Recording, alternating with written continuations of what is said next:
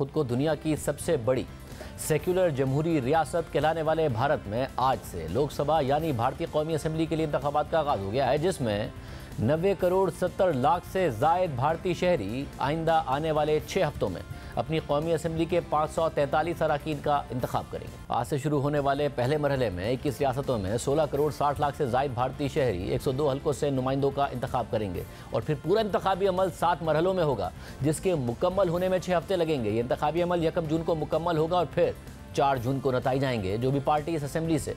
273 नशिस्तें जीतने में कामयाब होगी, वही आइंदा आने वाले 5 सालों के लिए भारत में मरकजी हुकूमत बनाएगी। और इस बार भारतीय वजीर आजम नरेंद्र मोदी इंतखाबात में जाहिज नारे के साथ रहे हैं कि अब की बार 400 पार, जिसमें से बीजेपी ने खुद अपने लिए 370 नशिस्तें जीतने का टारगेट रखा है। नरेंद्र मोदी की भारतीय जनता पार्टी यानी बीजेपी की सरबराही में दाएं बाजू के इंतखाबी इत्तेहाद नेशनल डेमोक्रेटिक अलायंस का मुकाबला 26 जमातों पर मुश्तमिल इंडिया नामी अपोजिशन इत्तेहाद से है, जिसकी इलेक्शन से पहले ही कई भारतीय रियासतों में हुकूमती इत्तेहाद के सामने पोजीशन काफ़ी कमज़ोर है। भारतीय मीडिया, पोल्स और सियासी तज्जियाकार इन इंतखाबात में नरेंद्र मोदी के तीसरी बार वजीर आज़म बनने की पेशगोई कर रहे हैं और अगर ऐसा होता है तो वो जवाहरलाल नेहरू के बाद 3 दफ़ा वज़ीर आज़म बनने वाले पहले सियासतदान होंगे। नरेंद्र मोदी ने अपने इंतखाबी जलसों में दावा किया है कि उनके पहले 2 अदवार सिर्फ एपिटाइज़र थे, मेन कोर्स उनके तीसरे दौरे हुकूमत में पेश किया जाएगा। नरेंद्र मोदी अपनी इंतखाबी मुहिम में जहां अवाम को ये बता रहे हैं कि जिस वज़ीर आज़म ने भारत को चांद पर पहुँचाया, भारत में अरबों की सरमायाकारी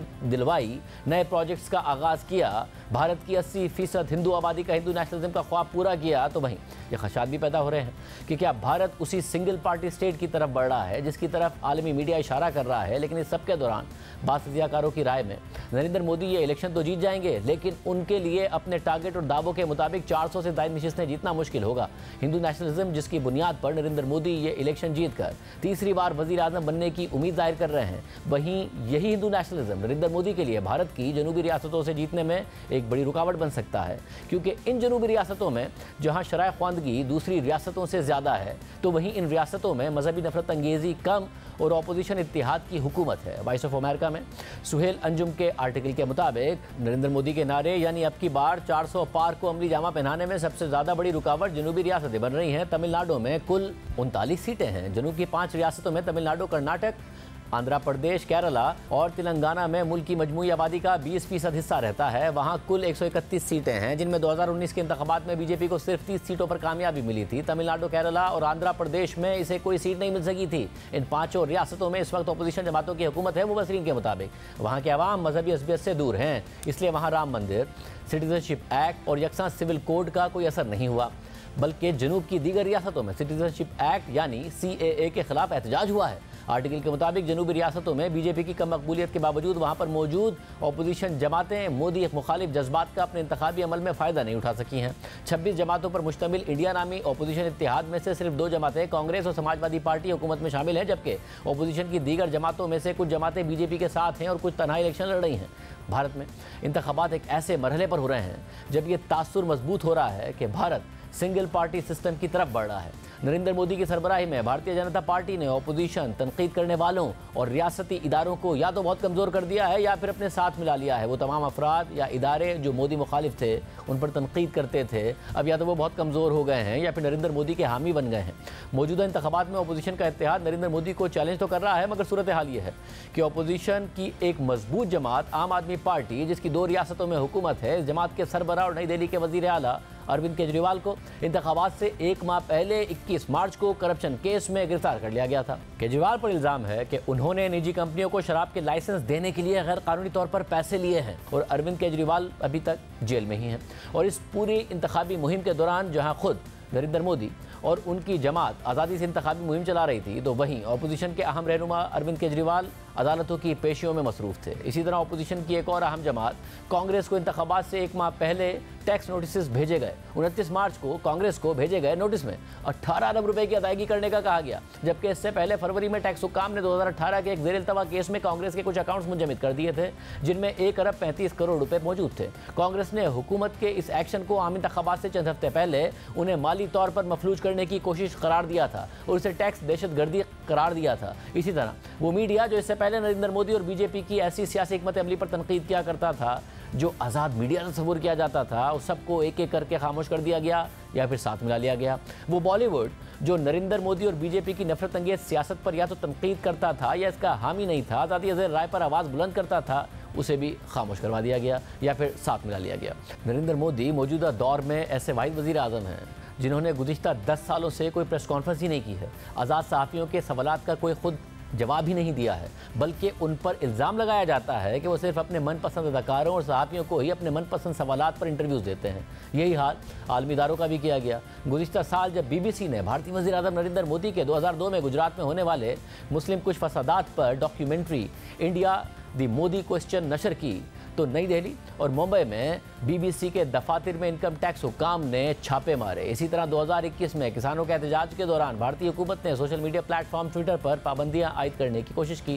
ट्विटर पर छापा मारा गया और फिर ट्विटर के बानी और साबिक CEO ने एक इंटरव्यू में दावा किया कि मोदी हुकूमत ने किसानों के एहतजाज के दौरान ट्विटर बंद करने की धमकी दी थी और मोदी ने उनसे कई ऐसे इंडियन सहाफ़ियों के अकाउंट्स बंद करने को कहा था जो हुकूमत पर तनकीद कर रहे थे। इसी तरह एमनेस्टी इंटरनेशनल ने तनकीदी रिपोर्ट्स जारी की तो CBI ने एमनेस्टी इंटरनेशनल के मुतादिद दफातर पर छापे मारे और अब ऐसा लग रहा है कि तनकीद करने वाले ज़्यादातर खामोश हो गए हैं और अपोजिशन कमज़ोर हो गई है और 543 के ऐवान में बीजेपी 400 से ज़ायद नशिस्तें हासिल करने का दावा कर रही है। वो बीजेपी जो अब से 36 साल पहले सिर्फ 2 नशिस्तों वाली जमात थी, अब वो भारत की सबसे बड़ी जमात बन गई है और 1988 के इंतखाबात में 400 से ज़ायद नशिस्तें लेने वाली कांग्रेस चंद रियासतों तक महदूद हो गई है। उत्तर प्रदेश में आज इंतखाबात की क्या सूरत हाल रही, इस हवाले से वॉइस ऑफ अमेरिका के नुमाइंदे सौरभ शुक्ला ने हमें अब से कुछ देर पहले क्या बताया, देखिए।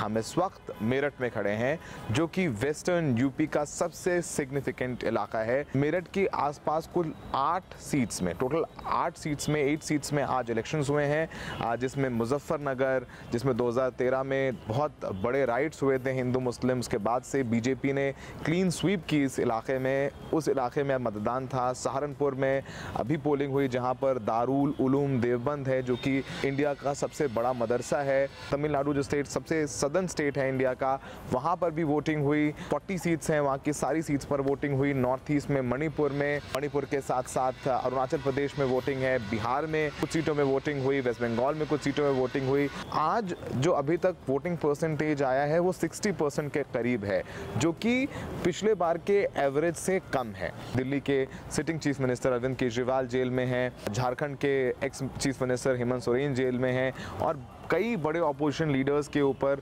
जो इंडियन लॉ एजेंसीज हैं उनकी रेड हुई, उनके केसेस चल रहे हैं, जिसके बाद से थोड़ा ऑपोजिशन थोड़ा ज़रूर कमज़ोर नज़र आता है। मकबूजा जम्मू कश्मीर के शहर उधमपुर में इलेक्शन के बारे में यूसुफ जमील ने हमें क्या तफसीलात बताई, वो देखिए।